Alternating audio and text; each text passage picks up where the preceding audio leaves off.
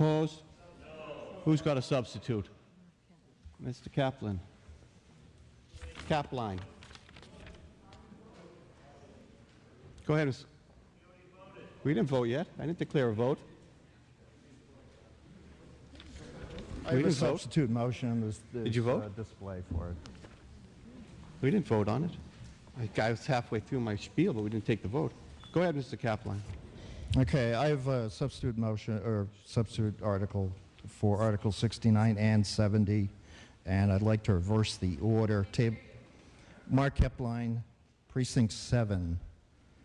I have substitute motions for both Articles 69 and 70. The selectmen chose the order, and I'd like to reverse that.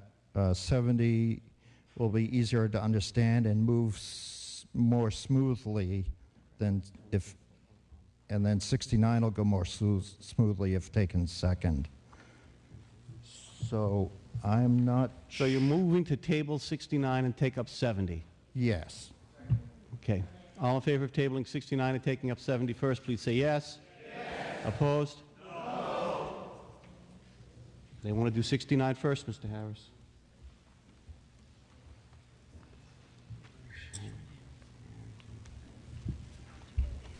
You got to do 69. I'm sorry. Okay. Could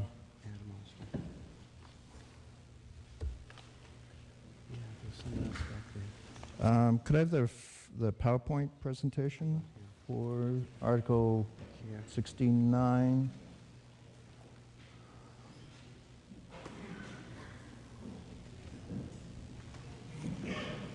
Oh, we're doing 69 first, right? Yes.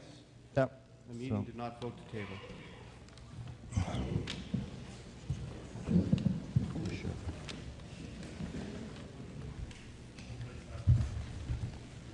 Actually, I'm going to switch sides.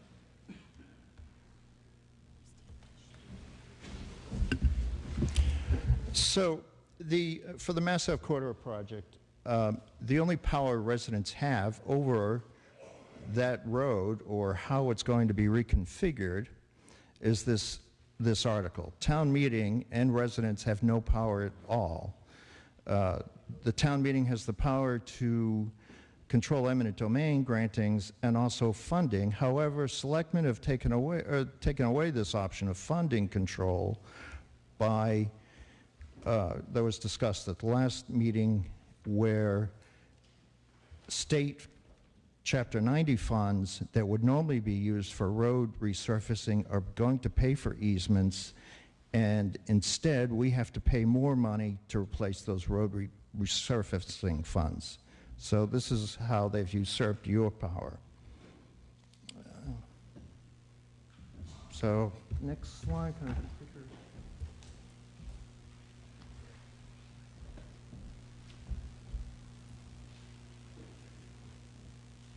So the only way to keep the project in the design phase and rectify how it mismatches with the desires of residents is by passing this to rescind last year's votes on eminent domain. So the Mass Ave Corridor project changes will impact the road for 40 years. It's not as simple as a leaf blower ban where next year we can come back and change it. When the curb lines are moved, it's a significant change. It can't just be undone easily. You can't just repaint lines because the width of the roadway is gone. It has been given over to landscaping. So most of the residents in town do object to this. It's about 15-1 against. And then the proponents of the plan actually have no data at all. Perhaps 200 or 250 support the plan, and about 3,400 oppose, including over 70% of the businesses. And there's alternatives for Lake Street intersection and safety. This is Medford Street. I took this Saturday, and it's the same width, curb to curb. There's 4 travel lanes and a turning lane and a raised median. And if you can see it, the woman on the right has a cane, and the one crossing in the center has a baby carriage. And it's a safe situation. It's not necessary to narrow the road in order to make it more safe.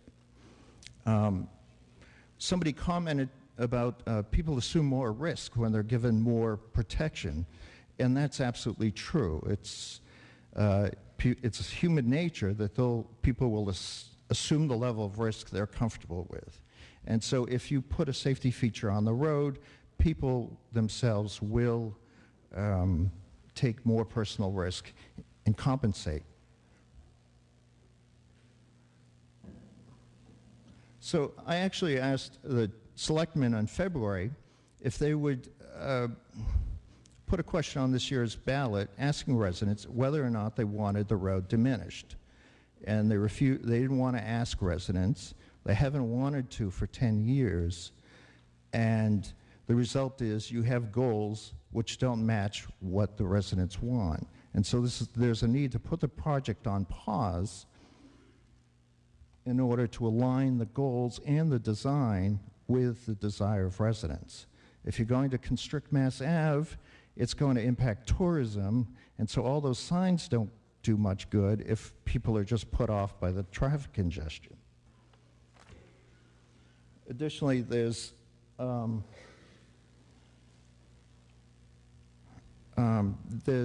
been lots of efforts by the town government to expand the residential base additionally.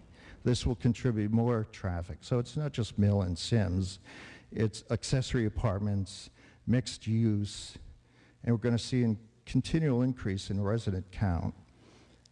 And these projects, again, it's going to be 40 years or more before there's any money to undo it. It's better to get the design right in the first place.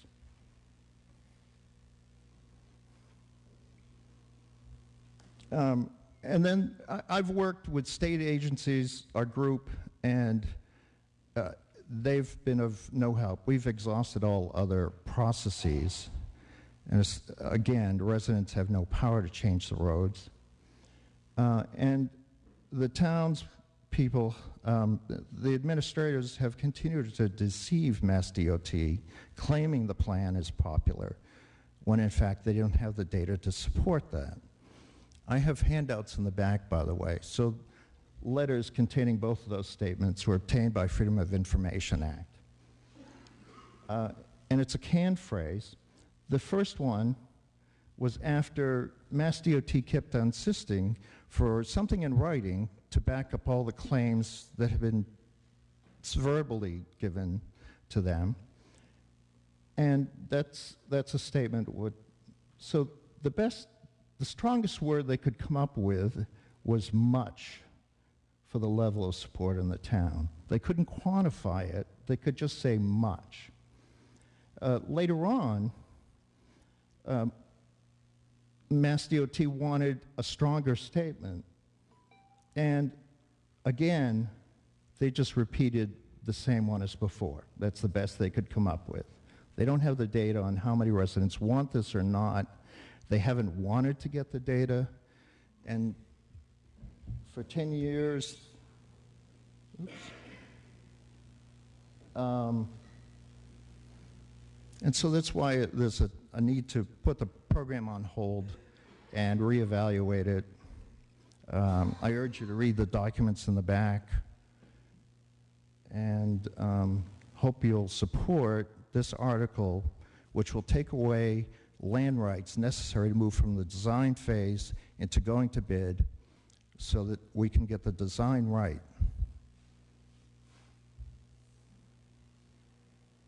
Oh, I should talk about this slide. I found this. I think it's very important, and thought I'd share it with you.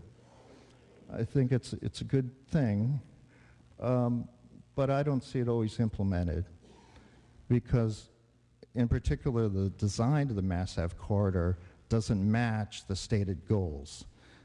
And so there must be other goals at work, not stated. There's many false statements, and you can, again, see them in the handouts in back.